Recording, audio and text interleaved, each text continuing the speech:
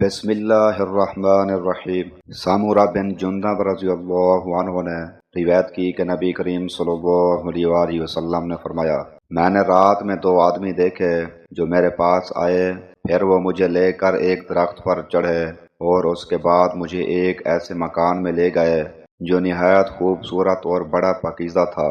ایسا خوبصورت مکان میں نے کبھی نہیں دیکھا تھا۔ ان دونوں نے کہا کہ یہ گھر شہیدوں کا ہے۔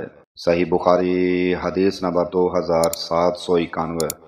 ابو ہریرہ رضی اللہ عنہ نے بیان کیا کہ نبی کریم صلی اللہ علیہ وآلہ وسلم نے فرمایا، جنت میں ایک کمان ہاتھ جگہ دنیا کی ان تمام چیزوں سے بہتر ہے جن پر سورج طلوع اور غروب ہوتا ہے۔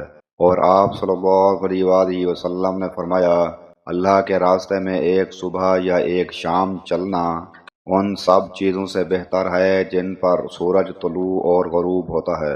صحیح بخاری حدیث نمبر 2793۔ انس بن مالک رضی اللہ عنہ سے روایت ہے کہ نبی کریم صلی اللہ علیہ وآلہ وسلم نے فرمایا، کوئی بھی اللہ کا بندہ جو مر جائے اور اللہ کے پاس اس کی کچھ بھی نیکی جمع ہو، وہ پھر دنیا میں آنا پسند نہیں کرتا، گو اس کی ساری دنیا اور جو کچھ اس میں ہے سب کچھ مل جائے، مگر شہید پھر دنیا میں آنا چاہتا ہے کہ جب وہ اللہ تعالیٰ کے یہاں شہادت کی فضیلت کو دیکھے گا تو چاہے گا کہ دنیا میں دوبارہ آئے اور پھر قتل ہو اللہ تعالیٰ کے راستے میں۔ صحیح بخاری حدیث نمبر 2795۔ ابو ہریرہ رضی اللہ عنہ نے بیان کیا کہ میں نے رسول اللہ صلی اللہ علیہ وآلہ وسلم سے سنا، آپ صلی اللہ علیہ وآلہ وسلم فرما رہے تھے کہ اللہ کے راستے میں جہاد کرنے والے کی مثال، اور اللہ تعالیٰ اس شخص کو خوب جانتا ہے جو خلوص دل کے ساتھ صرف اللہ کی رضا کے لیے اللہ کے راستے میں جہاد کرتا ہے۔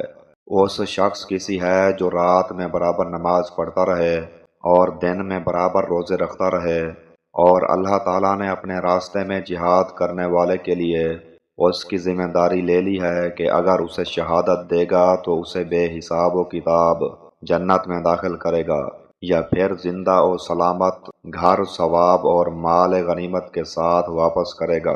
صحیح بخاری حدیث نمبر 2787۔